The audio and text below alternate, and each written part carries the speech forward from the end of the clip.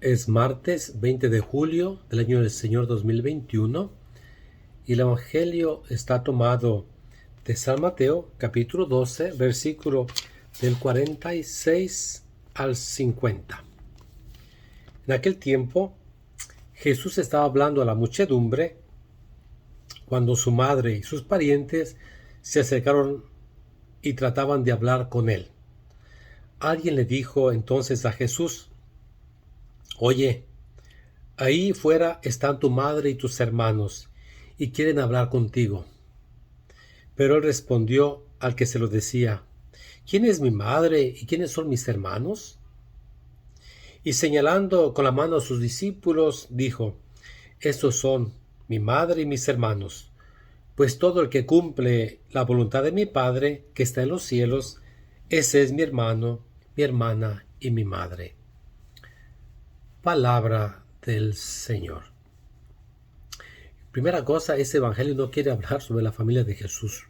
Muchas veces se usa este texto para decir que Jesús tuvo más hermanos, que la Virgen María tuvo más hijos, entonces que ella no es virgen. Esto no tiene nada que ver este texto con esa declarar si Jesús tuvo más hermanos o no hermanos, o si la Virgen María tuvo más hijos. Es una cuestión dogmática de fe, no es una cuestión bíblica, porque la Biblia no tiene ningún interés, los evangelios no tienen ningún interés sobre la familia de Jesús, la familia física, la familia de carne y sangre. Aquí es sobre la relación que Jesús tiene con los discípulos. Habíamos escuchado cómo la gente, especialmente los escribas y fariseos, son los enemigos de Jesús, buscan milagros, buscan algo para atacar a Jesús, al final de cuentas. Pero Jesús habla de una nueva relación, ¿no? Ante la Virgen María y sus familiares que van a ver a Jesús, ¿no? Mateo usa ese pretexto para hablar de una relación mucho más importante, al final de cuentas, ¿no? Es decir, Jesús viene a instaurar una nueva familia que no está ligada a la carne y a la sangre, como era el pueblo de Israel. Se pertenecía al pueblo de Israel por la sangre, especialmente por la sangre paterna. Nadie podía ser parte del pueblo elegido si no era parte del pueblo de Israel étnicamente judío. De hecho, hasta la fecha se habla quién es étnicamente judío. El linaje pasa por el Padre. Ahora, Jesús viene a instaurar una nueva familia que va más allá de los lazos de carne y de sangre, una familia que está en relación con aquellos que cumplen la voluntad de mi Padre que está en los cielos, dice Jesús. Es decir, el cristiano no es aquel que no nace de la carne y de la sangre, sino que nace del agua y del Espíritu, como le dice Jesús a Nicodemo. Es aquel que, llamado por Dios, lo cristifica, le borra el pecado original, lo hace hijo de Dios, hermano de Cristo, templo del Espíritu Santo, miembro de la iglesia, para asemejarse a Cristo Jesús. Como dice San Pablo: ya no soy yo quien vive, es Cristo quien vive en mí, y para mí la vida es Cristo. Esa es la función del ser discípulo de Jesús. No es solamente decir yo estoy bautizado, yo voy a misa. No, es hacer la voluntad de mi Padre, ¿no? Jesús lo dice también en el Evangelio de San Mateo. Muchos me dirán: Señor, Señor, predicamos en tu nombre. Jesús dirá: no los conozco. Porque podemos hablar, pero no es lo importante hablar. Lo más importante es hacer la voluntad del Padre.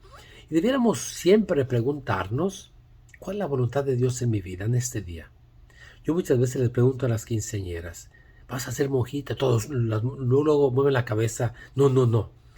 Yo les digo: tienen que pensar qué es la voluntad de Dios, qué es lo que Dios quiere en tu vida, qué es lo que Dios quiere como cónyuge, como padre de familia, como hijo, como trabajador. Deberíamos hacer, y la voluntad del Padre es, acuérdense, es seguir a Jesús, es imitarlo.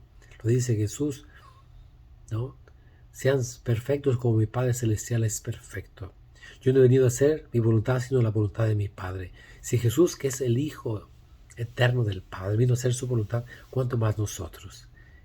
Y hacer su voluntad es ponerse en las manos del Señor, ¿no? Hágase tu voluntad en la tierra como en el cielo. Venga a nosotros tu reino. Así es que esa es nuestra función en la vida. Y si buscamos en todo el reino de Dios de justicia, lo demás se nos va a dar por añadidura. Es buscar solamente aquel que es el único necesario, el único absoluto, que es Dios el Señor. Y por eso caminamos haciendo su voluntad día tras día. ¿Es fácil? No, porque nosotros como niños caprichudos tenemos nuestra propia voluntad, nuestros propios deseos, nuestras propias cosas. Por eso tenemos que aprender a deshacernos, desnudarnos de nuestro viejo yo para hacer que crezca el nuevo yo, ese nuevo yo renacido del agua y del Espíritu. Hoy es martes, recuérdate la adoración al Santísimo desde las 8:30 hasta las 6:30 y la tarea es quedarte 15 minutos en silencio, simplemente dejar que Dios te hable a tu corazón. Que tengas un bendecido día.